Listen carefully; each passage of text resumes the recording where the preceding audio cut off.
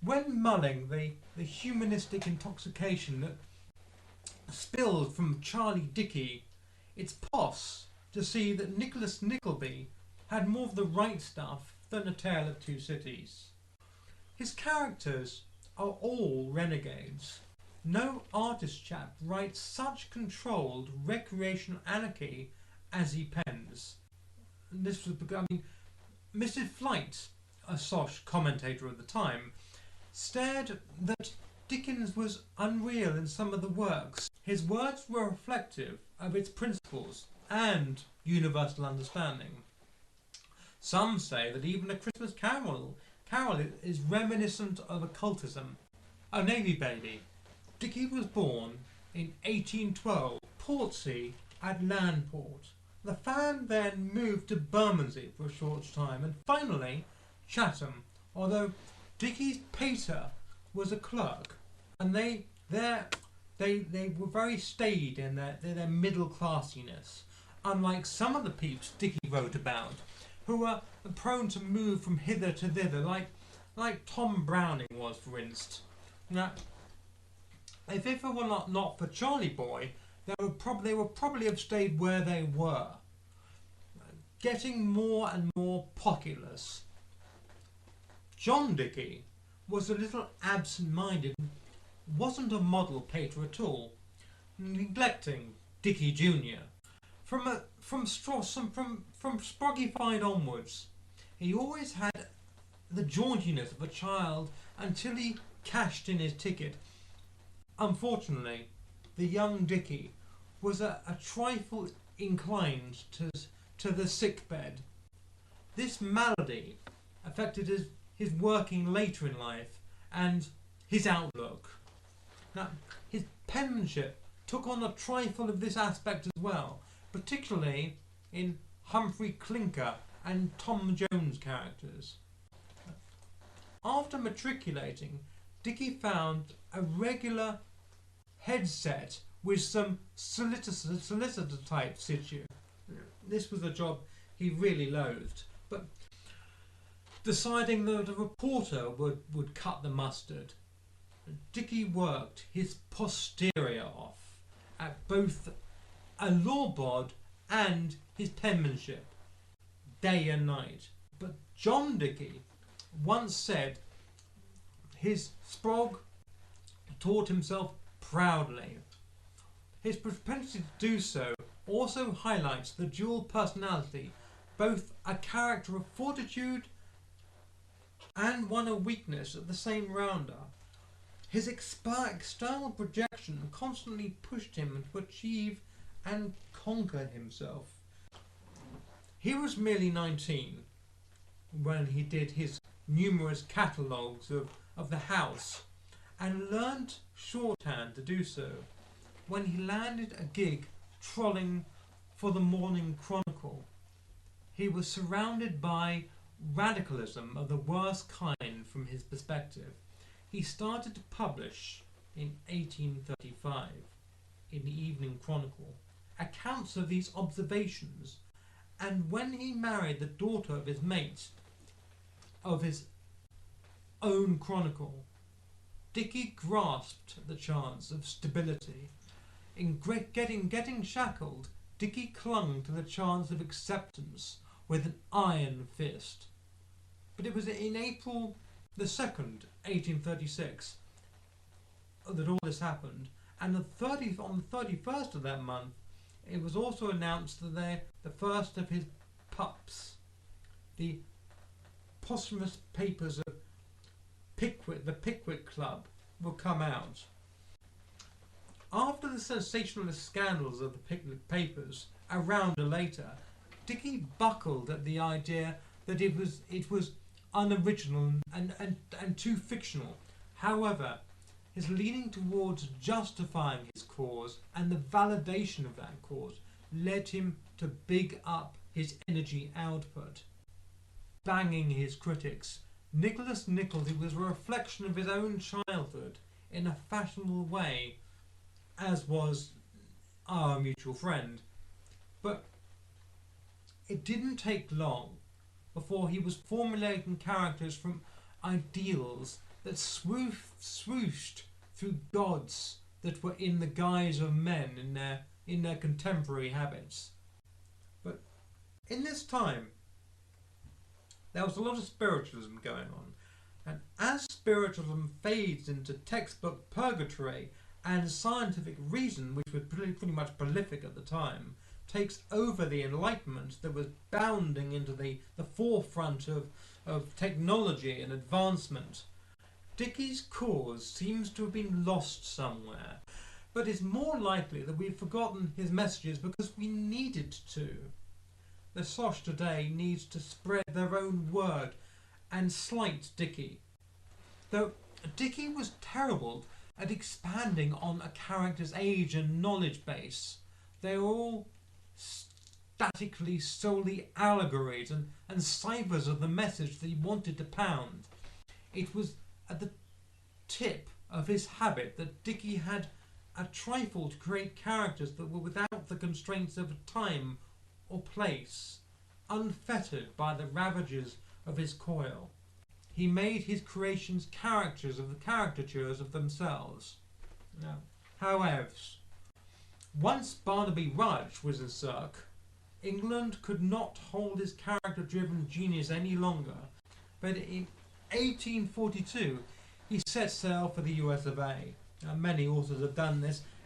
He was awful vocal about what he could get excited over, and he got excited over America, which made him the perfect fit. His brand of rebellious character building brought the old and the radically new together deliciously, as the Yanks depressed him quite a bit. His unabating chip on the shoulder shoved him along the docking of the US. With gleeful enthusiasm, he strongly fought against the tyranny, as he saw it, of the American copyright laws. It is nothing that I have a claim to speak of and be heard, he said. Dicky returned home, thoroughly nonplussed. But it was in 1843 he produced his first instant hit, Martin Chuzzlewit. The satire outlined Dicky's propensity to create characters that were the most pop when they had the least to do. Poking fun at the absurd Americanisms, the novel outlined the bumbling nature of blightified patriotism. The West Coast Gazette described the book as asserting that the Anglo-Saxon nation had reached soaked with a weak pride. Now, but it was 1843 when old sour drawers went on an Italian tour. A book called Pictures from Italy describes his racist viewpoints on the Romanesque way of life. The Romanesque way of life, let us remember that when we say racist viewpoints. We're looking at Dicky as someone who was a product of his time, but it was in fact the Romanesque way of life which he disparaged considerably. It was not in its entirety a travel book, this volume he produced, but more of a satirist viewpoint on the anecdotal instance. Some could well plump that he might very well have pondered the same humour walking down Fleet Street. His humouring reflected his attitude towards progress of all kinds, and that seeped out of the very Englishness which flowed down from his spats as Dicky walked off a gondola. His merry humanism often splayed with appreciation for the finer celebrations in life. After A Christmas Carol in 1844, Dicky embarked on another tinsley tale, and this was A Christmas Carol. Had been drawn into a poetic, a romantic psychedelia of seasonal good tidings, which he held to the breast, but the chimes was something different. In it, he championed the causes of the working classes and slapped down the ages of modernism. The Cricket on the Hearth was a leaning towards an understanding of the needs and the lifestyle of the poor rather than that of survival. In June 1845, Dicky was back in London, shedding his sea legs and prompting a position as the editor of the Daily News. He originally wanted to be called the Cricket, but this was a period of inconsistent minds for him, and he soon threw the whole markedly over. He changed his mind and turned around, as Dicky's prone to do. He often took life on a whim, decided to do things where he saw the opportunity to get the message out most fit. The message. He was probably the first what we call today activist. It was 1846, and it was proposed to be the start of a new writing era for the chap. He had Mr. Dickens and Mr. Crisparkle in his head, but he simply couldn't get them out. He couldn't wrap his brain around the prospect of actually trying to build these characters and make them exemplify the qualities that he wanted to make people aware of. Dicky had cultivated an even greater attempt for the English Constitution. Having developed into a bit of a radical, he had begun too to loathe the aristocracy and his contempt. Now, he had been an actor, a conjurer, a poet, artist, and writer.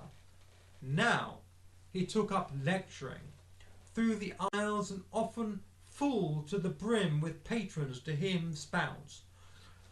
Not so much so that they lay on the top of each other sometimes. His writing seemed to begin to intensify of detail at this time and culminated with Bleak House. By the time of Hard Times in 1854, it had acquired an intensity above and beyond.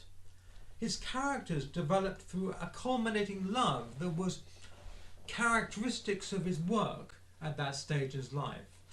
And it was when Little Dorrit was pub in 1857 that his work gets so much more sombre, creating a different style of atmosphere completely. It's a bounder that the penning ticks off so many Dickensians with its style and bleakness. And Dicky's narcissistic tendencies shone through this on this one. A Tale of Two Cities, on the other hand, in 1859, presents us with a type of boasting eloquence that is unique in literature, even today. A kind of serious parody that culminates in the kind of sacrifice that lifts the soul. Perhaps it can be conjectured one of the founding feel-good stories of our age. We all love a good feel-good story, but Great Expectations in 1860 to 61 brought with it a sense of verisimilitude and a chance for Dicky to go even darker. Yes, darker, I say, but it's about Worthy. He even went so far as to be considered slapping a thought, smattering, ending to his pen, providing the anti-hero a chance to capture his hero in a web of unrequited romance forever. He was persuaded against this course of action, however, though the fact that he even considered it is a sure flag wave to Biggie's underlining certainty as to his own inner insecurity. When Our Mutual Friend was published 4 rounders later, Dicky decided to ramp out the melancholy business and produce a much more upbeat yarn. He even looks more closely at the psychological behind getting hitched to a larger degree. But His unfinished work, The Mystery of Edwin Drood, was an almost complete departure for Dicky. This, in that it was a private eye type affair. The complexity of the tale and the devotion towards its inspiration disappoints, as we are to come to terms with the circs that he topped it halfway through the penning. It was 1870, and the whole nation mourned to an extent they wouldn't even tear up again for almost 20 rounders when Conan Doyle killed off Sherlock. It was as if the king had taken his leave for the great literary festival in the sky. No one could surpass, even to this day, his activist impact on social justice through literary accomplishment. Now, he was 58 when he died of a stroke, and it had been coming his way through ill health for the last 5 rounders. A cloud cast itself over passing, and those clouds would be cast for a long while. Dicky's fortunate in the face of adversity, and his own insecurities is an inspiration to all aspiring penners, even to this day. Give us a good give us a good clicking.